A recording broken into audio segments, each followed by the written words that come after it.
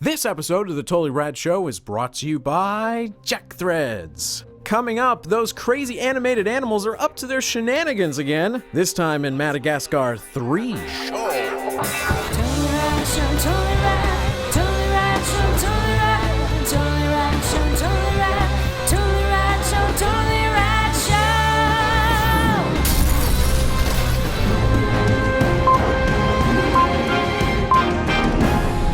So we just walked out of Madagascar 3, Europe's Most Wanted. It is the third movie. Yes, hence the three. By the three. No, so the gang's all back. The first movie, they escaped to Africa. The second movie, they are in Africa trying to get back to the States. Now they're in Europe, and they, where do they end up? In the circus, that's right. They're in the circus. They go to Monte Carlo, and they're in the circus Really trying to explain this logically. Right. Is probably not the best idea. They're escaping from a badass T-1000 animal catcher, undercover in the circus. Yep. Not actually a robot. No, but she, I mean, yeah, come on. prototype. Yeah. So you've seen the first two. I saw the first two. Yeah, I enjoy movies of that ilk where, they don't all have to be, Oscar-winning dramas in order to bring entertainment to my life. Right. And this is just sort of more of the same. These movies are, DreamWorks specifically, I mean Pixar does it very well, but DreamWorks specifically has this great knack of being able to infuse adult humor into movies that are ostensibly for kids. I mean, there's some like seriously adult humor, like, sex doesn't make me not angry humor. Over the head. Totally over the head of the kids, which is great, but there's enough there for the adults to really enjoy the movie. I had a blast. I was surprised at how much fun I had in this movie. More or less so than the other two? More so than I think than the other two. Madagascar 1 was fun, but I wasn't like a knock out of the park for me, you know what I mean? Although I really liked it. I mean, I think I just like these kinds of movies. And there are some really clever comedy moments, and the cast is amazing and doing a great, stellar job. They added Martin Short, who's amazing, and Bryan Cranston and Frances McDormand. Great cast, and all of them were. I mean, it was a joy to watch. And I'm a little hungover today, so the mere fact that I was able to enjoy a 3D kids movie, because we saw Tangled, and I was hungover as well, and it was a little tougher. Tangled was a little tougher for me. Tangled was great. I love Tangled. Great movie, but I was hungover. It was a little tough. Yeah. This, also hungover, grinning ear to ear. Amazing. Amazing. I'm sure all the families will. Oh, yeah, it's great. Yeah. So if you Take that into consideration. really drunk review. the night before you take your kids to an 8 a.m. screening, you're going to be cool. It's going to be fine. Jeff, you have not seen the other This is the first Madagascar that I saw. Yeah. What did you think? I had a sense of what Madagascar was, and I like that it's very much in the tradition of the Looney Tunes. It's like a extended Wile E. Coyote cartoon. Yeah. It's wacky. It really is just an excuse for gags, setting up gags and paying off gags. And there's some great gags. There's some really fun, kinetic, great energy, great physical stuff. It's the Three Stooges, it's Wile E. Coyote, it's that kind of humor. And especially in that first act, I was having a great time. In that. There's some chase sequences. The best part of this movie by far is that French officer she is awesome. And I love how they make her kind of frumpy looking, and yet she's the most badass thing you could. The T-1000 thing that we I think that's a little bit kind of misleading, just in case it's T-1000. She is a cop who's like, dun, dun, dun, dun, dun. Yes, but there's no robotness to her. She's just a human being. And but really fun, unstoppable. She's my favorite character, and she's the villain. It's I love it when movies make the villains so fun to be around too. And in that first act, it really is that chase movie.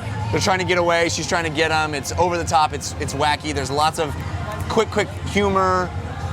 Camera's always moving. Great in 3D. Yeah. Then in the second and third act, we get into this whole other story that happens, which is the circus stuff you're talking about. And I think the movie slows down a lot and really gets mired in that, message and heartwarming and relationships, and I found the circus characters to be much less interesting to me than the rest of the movie, and I feel like it's these two plots that are competing with each other. This fun chase thing that I was really enjoying, and then the circus thing, and it's an interesting device to put them in the circus and then still have this impending doom happening, but I just wasn't having so much less fun with the circus stuff. I wanted to get back to the chase, and we lose that fun French character for so long. There's a great heist type moment, a set piece at the beginning of this movie, and you're right. It does sort of slow into more of your usual animated fare. So yeah, I get that. I mean, I really enjoyed that. I felt that it was a cool lull. You know what I mean? Like we had this, because I was like, how are they going to keep this frenetic pace that they have in Act 1 all the way through this movie? I'm going to be sweating. I'm going to be tired. You know what I mean? So I did enjoy that I had this sort of like comforting, warm sort of, a few less gags per minute, but still great stuff. Italy, cops, guys. I mean, there's a lot of fun stuff. There's really great stuff in it. But I just felt like into that third act, we're getting very rote, like, he messed up, so he has to redeem himself. I mean, stuff that you're gonna find in anything, but I just kind of sank into my chair and was waiting for it to pick up again. And then, we get a lot of this wonderful, colorful circus stuff. I mean, it's circus, but it's not a circus that we've seen before. It's this neon, really visual and amazing in 3D. It really is awesome. It pops. And especially, one of the problems we have with 3D is that it can feel dark. And I think that choice to go with that neon, very colorful fireworks happening, I thought that was really a great choice because it pops in 3D and it makes it feel fresh and different. And they're very consciously almost commenting on Cirque du Soleil. And they're like the anti-Cirque du Soleil because they're all animals instead of all humans. But that was really clever. And I really love the odd relationship between the sad bear on the trike. That was strange. And the lemur, the Sacha Baron Cohen character. I could have watched shorts of like the Venetian stuff. I could have literally watched that for hours. I agree with you. Funny. It was wonderful and almost like this bizarre, like French New Wave movie in the middle of this children's movie. But hey, no problem. That brings up one thing though, and maybe it's because I had never seen these movies before. And this was my first entry into this movie, but it's a common problem that I've mentioned several times. When they have these superstar actors as the voices in these animated films, I find it more often distracting than it is exciting. Yes, there's some great performances, but I can't help but go, hey, there's Ben Stiller. And I can't help but think of Chris Rock's Oscar, when he was talking about the Oscars, he's like, say this line. Hey, what's the temperature out here? All right, thanks. Here's $1 million. I can't help but think that. And I can't help but go, there's Ben Stiller. There's oh wait, who is that? Who is that? Who is that? Oh, Martin Short.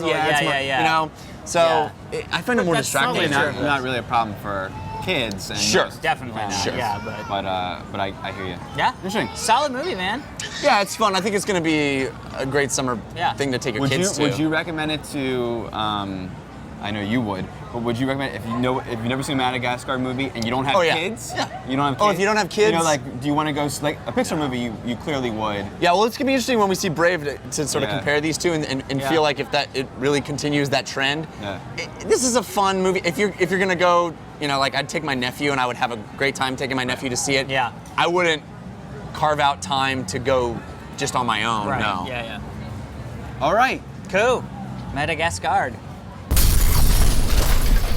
All right, everybody, stick around. We're going to be answering one of your Twitter questions right after this. But first, we want to thank our sponsors. It's been a long hard journey. Summer. It has. Well, we've just started summer, but it's been a long mission to reduce the amount of suckers in this world. It's really unfortunate. When you know that someone is getting ripped off, they're becoming a sucker, right? Yes. Because when there is an ability to pay less for something and you're paying full price, it's just a sad thing to see. It's suckerish. We can help you out because we know that you like looking good. You like looking snazzy. Am I right about the snazzy? Dan likes looking snazzy. But you know what Dan doesn't like? He doesn't like paying full price. He doesn't like being a sucker. He Also doesn't like doesn't getting like taken khaki pants. advantage of. He does like sweet alternative brands.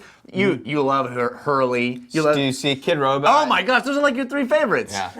There are If only there's a those, place that you could get this for less money. Those and more can be purchased for up to 80% off every single day. Whoa.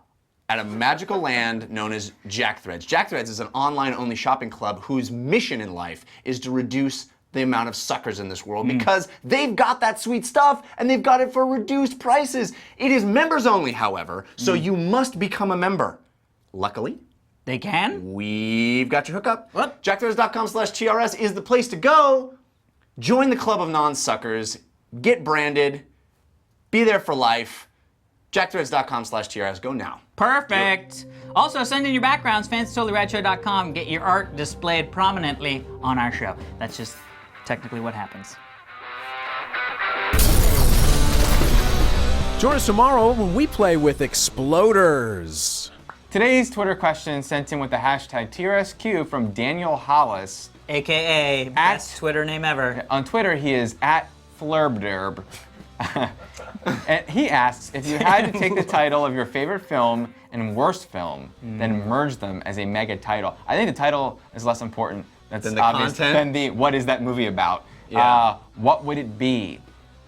I guess mine would be Starland Tales? Magnolia Southland. Magnolia Magnolia is Avenue your in favorite Southland movie? Tales. Magnolia is top, that's it. Well, I've had a Dan's number of them, but best you definitely movie. heard that my favorite movie has been I got Magnolia one. for I know it's years. one of your favorite got one. movies.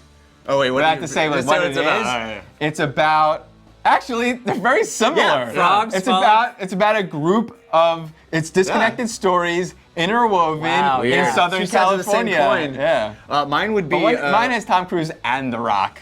So Amazing. Mine would be, I had dinner with Andre in 2012, and it would be these two guys who are having a philosophical conversation about art And while then the the end of the world world ends. is happening. they don't like get up from the restaurant. It's No, like it's just all happening. Like yeah, a yeah. limousine drives by and jumps off a thing, and they're like, so, I was thinking about Bertolt Brecht. Amazing. That's awesome. Was yours, mine are both babe? of those.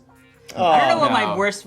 It's tough. Southland Tales was. 2012 was also. What about, you now just it's- said how much you hate stealth. So what about stealth Well, Star but Wars? that's like saying I hate dog poop on my shoe. It's Well, like there's yes. enough. It's So stealth Star Wars, what would that be about? a Death Star that you can't see. There you go. It's really tough to blow up. It's easy. No, it's a They sentient- finally have that No, the whole hole thing of that's- stealth is it's a sentient. It's a drone that becomes It operational. would be more like so war it's like games. a droid. It'd It's be like a droid that finally. It would be the first time the C-3PO woke up and went, "Oh hey."